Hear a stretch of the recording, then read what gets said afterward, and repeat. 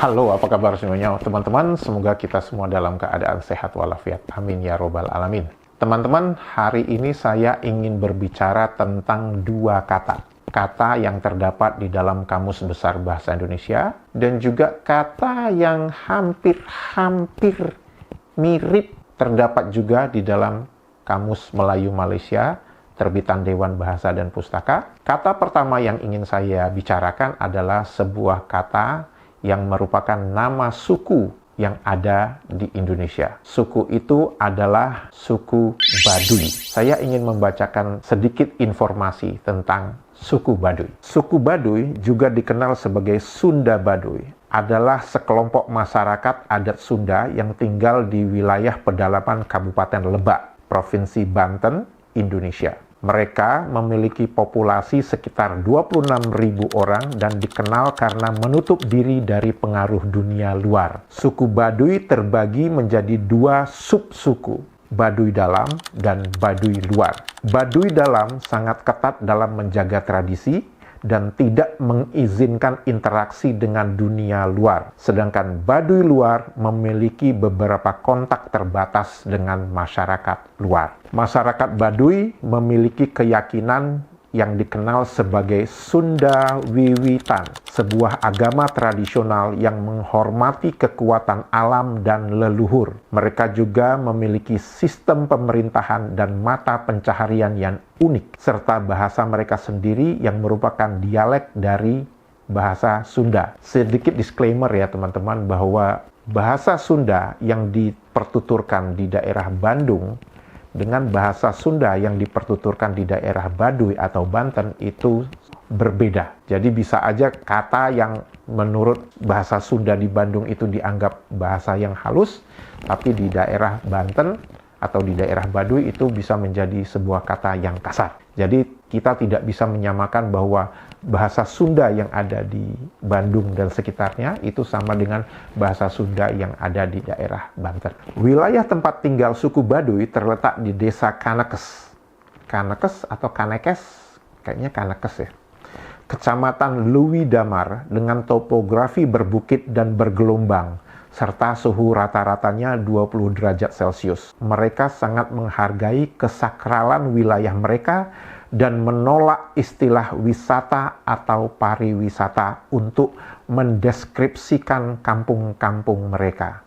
Sebaliknya, mereka memperkenalkan istilah Saba Budaya Baduy yang bermakna silaturahmi kebudayaan Baduy. Beberapa kebiasaan unik dari suku Baduy itu adalah: 1. Berjalan kaki tanpa alas. Kebiasaan yang kedua, menurut suku Baduy, bahwa kekayaan bukan dari mewahnya rumah. Di kalangan suku Baduy, kekayaan seseorang tidak diukur dari besar atau mewahnya rumah, tetapi dari jumlah tembikar kuningan yang disimpan di dalam rumah. Kebiasaan unik ketiga, suku Baduy adalah rumah yang tidak bersemen. Rumah-rumah suku Baduy tidak dibangun menggunakan semen, melainkan dari bahan alami seperti kayu dan bambu. Kebiasaan unik berikutnya adalah peralatan mandi dari alam. Mereka tidak menggunakan peralatan mandi yang mengandung bahan kimia atau plastik, termasuk sampo, sabun, atau pasta gigi, dan menggantikannya dengan sumber daya alam yang ada di sekitar. Kebiasaan unik ketiga adalah tentang pakaian suku berbeda. Baduy Dalam dan Baduy Luar dibedakan dari pakaian yang mereka gunakan. Baduy Dalam menggunakan pakaian berwarna putih lengkap dengan ikat kepala putih, sedangkan Baduy Luar menggunakan pakaian berwarna biru gelap dan hitam. Kebiasaan unik keenam adalah bergotong royong. Gotong royong menjadi budaya penting terutama bagi Baduy Dalam yang tidak memiliki tempat tinggal tetap dan harus berpindah dari satu wilayah ke wilayah lain yang lebih subur. Kebiasaan ketujuh, ayam adalah makanan yang mewah. Ayam dianggap sebagai makanan mewah dan biasanya dikonsumsi hanya sekali sebulan, terutama saat acara atau upacara besar seperti kelahiran dan pernikahan. Pu'un yang dihormati. Pu'un adalah kepala adat yang sangat dihormati dan menentukan masa tanam, panen, hingga hukum adat di suku Baduy. Kemudian kebiasaan unik yang kesembilan adalah tradisi kawalu. Baduy Dalam memiliki tradisi kawalu, yaitu berpuasa selama 3 bulan, yang merupakan bagian dari komitmen mereka untuk menjaga harmoni dunia. Itu sekilas tentang suku Baduy. Kalau kita melihat definisi Baduy menurut Kamus Besar Bahasa Indonesia, itu terbagi menjadi 2 bagian besar. Bagian pertama, suku Baduy adalah suku bangsa pengembara di tanah Arab. Arti untuk grup kedua adalah suku bangsa yang mendiami daerah Rangkas Bitung dan Pandeglang, Banten. Kemudian, Baduy juga adalah dialek bahasa Sunda yang dituturkan oleh suku Baduy. Sekarang pertanyaannya, apakah ada kosakata Baduy di dalam Kamus Melayu Malaysia terbitan Dewan Bahasa dan Pustaka? Kosakata Baduy tidak ada di dalam Kamus Melayu Malaysia. Tapi kosakata yang mendefinisikan suku Baduy itu ada di dalam Kamus Melayu Malaysia. Nama kosakatanya yang tertulis di dalam Kamus Melayu Malaysia adalah Badui. Apakah Baduy sama dengan Badui? Pertanyaan yang menarik tentunya. Kalau kita melihat dari definisi kosakata di Kamus Melayu Malaysia, di mana untuk arti kedua dituliskan bahwa segolongan penduduk di bagian selatan Banten, Jawa Barat. Jadi jelas ini yang dimaksud oleh Kamus Melayu Malaysia, Badui, itu adalah Baduy. Mengapa terdapat perbedaan ejaan kata antara Badui dengan Baduy? Silakan teman-teman Malaysia untuk menjawabnya. Bukankah kalau kita merujuk kepada sebuah nama suku terutama, itu harus konsisten? Nama suku itu apa dan tuliskan dengan benar. Setuju? Tidak setuju? Tuliskan di komentar kenapa Anda tidak setuju untuk menuliskan nama dengan benar. Sekarang kita bicara tentang kata kedua. Kata kedua ini adalah kata yang biasa digunakan dalam bahasa percakapan sehari-hari dan cenderung kasar. Dan biasanya diucapkan oleh orang-orang atau teman-teman yang sudah saling akrab. Kasar kalau misalkan diucapkan kepada orang yang tidak kita kenal.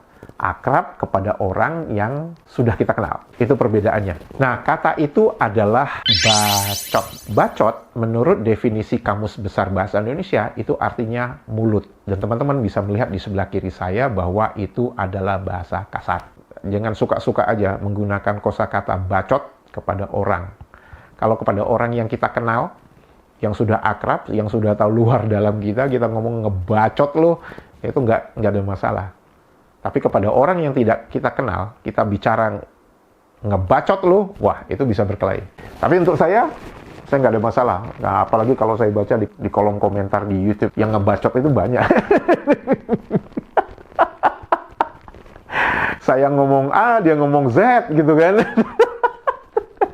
Ya itu saya biarin aja, itu sebagai bagian dari kebebasan berekspresi dan berpendapat. Biarin aja ngebacot.